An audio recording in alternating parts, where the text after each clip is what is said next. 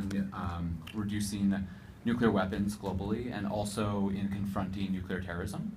I really appreciate your stance on the issue, and especially in light of the recent nuclear tests in North Korea. I think our ad hoc strategy on non-proliferation is not working. So I was wondering, as president, what would you do to bring together key states to reduce nuclear weapons globally, as well as address nuclear terrorism? Well, I'm not for eliminating all of them, because I think it's important, and I think our nuclear force needs to be modern. But I'm not into, and I give a lot of credit to Reagan as he began to reduce this, and very, very important. But here's what we have to know. We have this theory in the world called mutual assured destruction. You know what it is because you know this issue. But for those that don't know, for all those years that we had all these nuclear weapons facing us from the Soviet Union and the nuclear weapons that we had facing them, and I remember, I hate to reveal my age, but I remember in 1962, I think it was, we went in the closet, coat closet of our school. I think we were in like the 5th grade or something. Why are you shaking your head? You don't remember this, do you?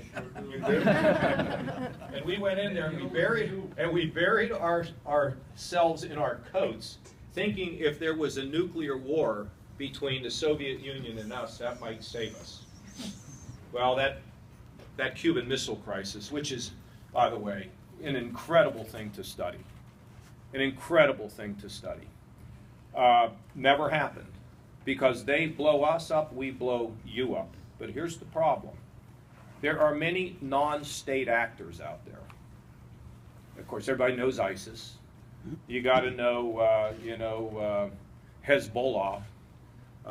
You've got Boko Haram. You've got, the today terrible attack in Pakistan. Can you imagine people going into a university with guns and killing everybody? I mean, it's just unbelievable.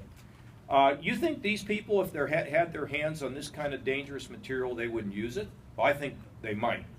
And there is no way to have mutual assured destruction, because some of them don't even care about dying, and the others, we don't even know who they are, because they don't wear a uniform and they don't live in a country. One of the things I think we have not been able to do effectively for a long time now is to explain to countries around the world that we're kind of all in this together, that we're all in this together and we cannot allow this material to be proliferated. And I was concerned about this when I was in the Congress. I wanted the UN to have some kind of a docket where we would know where things were.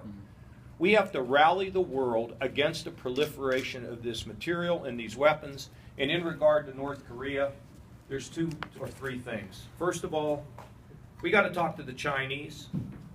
If you want to stand up in front of a bunch of cameras and yell at the Chinese, you know where that's going to get you? Nowhere. You talk to them quietly. What do you need us to do? But here's what we want you to do. And you better start controlling that regime. And I think we literally have to begin thinking about regime change and whatever that means and whatever the experts think can be done. But we can't let their ships and planes leave that country carrying this material. And on top of it, if things don't get better, there's going to have to be ballistic missile defense in both Japan and South Korea. There's 10 million people that live in Seoul, Korea. So the idea that this is a simple problem to fix, and every president's kicked this down the road, the problem in North Korea, just kicked it down the road. This didn't happen like in the last 7 years. This has been going on for like 50 years, okay? But we're going to have to deal with this. And so we got to rely on the Chinese. We think about regime change. We cannot let them ship stuff out of there. And then on top of that, we may have to resort to ballistic missile defense. This is the thing I worry about for you and my daughters. What happens to this world? Because once the nuclear genie is out of the bottle, we'll just leave it there. Yes, sir.